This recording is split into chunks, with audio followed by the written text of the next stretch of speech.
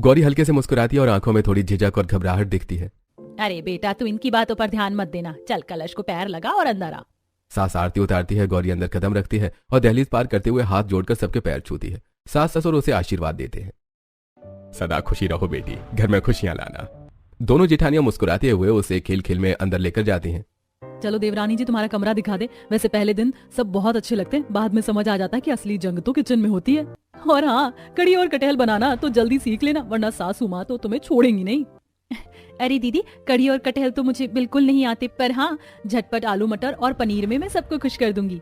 दोनों हंस देती हैं। अगले दिन घर में हलचल हो रही होगी। सजावट, हर जगह फूल, औरतों की गपशप चल रही होती है। मुंह दिखाई का दिन होता है। गौरी साड़ी में सजी होती शर्माई सी एक कोने में बैठी होती है। सास किचन से ट्रे लेकर आती है जिसमें गर्मा गर्म कढ़ी चावल रखे होते हैं। लो बहन जी, सबके लिए गर्मा गर्म कढ़ी चावल लाई हूँ, मेरे हाथ के बने हुए। औरतें प्लेट उठाती हैं, कुछ चम्मच से चावल मिलाती हैं और फिर एक दूसरे को देखकर मुंह बना लेती हैं। अरे बहन जी, आज तो कुछ अच्छा बना लेते, जब देखो आपके घर में यही कढ़ी चावल बने रहते, थोड़ा मीठा थोड़ा तीखा, कुछ नया ट्राई करते कभी। अरे बहन जी, आपको पता नहीं है क्या, मेरे हाथ के कढ़ी चावल पूरी कॉलोनी में फेमस है।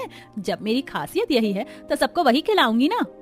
बाकी औरतें एक दूसरे को देखकर मुस्कुरा देती हैं। वहीं दूसरी ओर गौरी सोफे पर बैठी होती है। उसके पास दोनों जेठानियां भी बैठी होती हैं। देखो, अब मम्मी जी अपने कढ़ी चावल को डिफेंड करना शुरू कर चुकी हैं, और तब तक करती रहेंगी जब तक ये सारी औरतें यहाँ से भाग नहीं जाती। दोनों हल्के से हंसती हैं। गौरी उनकी बातें सुन लेती है और खुद को रोक नहीं पाती। दीदी, आप दोनों बहुत ज्यादा फनी हैं। मैं तो डर ही गई थी कि इतनी सीनियर्स के बीच क्या बोलूं, पर आप दोनों तो बहुत क्यूट हैं। तीनों साथ में हंस पड़ती हैं। शाम के समय सब लोग फिर से डाइनिंग टेबल पर बैठे होते हैं। प्लेटों में वही सुबह वाली कढ़ी चावल परोसी जा रही होती है जो फ्रिज में रखी थी। वाह मम्मी जी, आज फिर कढ़ी चावल का स्पेशल डिनर। अरे फेंकने की क्या जरूरत है, सुबह वाली कढ़ी अभी भी फ्रेश है, गरम कर दी है मैंने, खाओ बेटा, स्वाद वही रहेगा। तीनों बहू थके हुए अंदाज में खाना खाने लगती हैं। गौरी धीरे धीरे चम्मच चलाते हुए सोच में डूब जाती है। पहले दिन ही ससुराल में आकर कढ़ी चावल खा लिया, कितनी बेकार शुरुआत हुई है मेरी। क्या हुआ देवरानी जी, कुछ कढ़ी चावल से रिलेटेड सोच रही हो क्या? हाँ हाँ, हमारे घर का तो हॉट टॉपिक यही है, कढ़ी चावल। सब हंस पड़ते हैं और उन्हें देखकर गौरी भी मुस्कुरा देती है। ठीक है दीदी, फिर तो मुझे भी कढ़ी चावल वाली फैमिली में एडजस्ट होना ही पड़ेगा। दोनों जेठानी सिर हिलाती हैं। अगले दिन गौरी साड़ी पहनकर सास के पास जाती है। सास आरती की थाली लिए खड़ी होती है।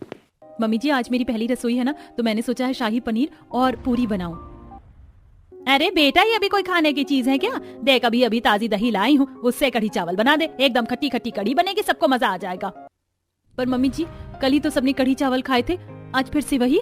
बेटा, बनाने की आदत डाल। हमारे घर में कढ़ी चावल ही तो सबसे ज्यादा चलते हैं। जो इस घर में टिकना चाहती है ना, उसे कढ़ी से दोस्ती करनी पड़ती है। पर मम्मी जी, मुझे तो कढ़ी चावल बनाना अच्छे से आते ही नहीं है। बनाने नहीं आते तो कोई बात नहीं बेटा, तेरी दोनों जेठानियां है ना, किस दिन काम आएंगी। दीपाली, शिल्पा, जरा इधर आओ और अपनी देवरानी को कढ़ी चावल बनाना सिखाओ।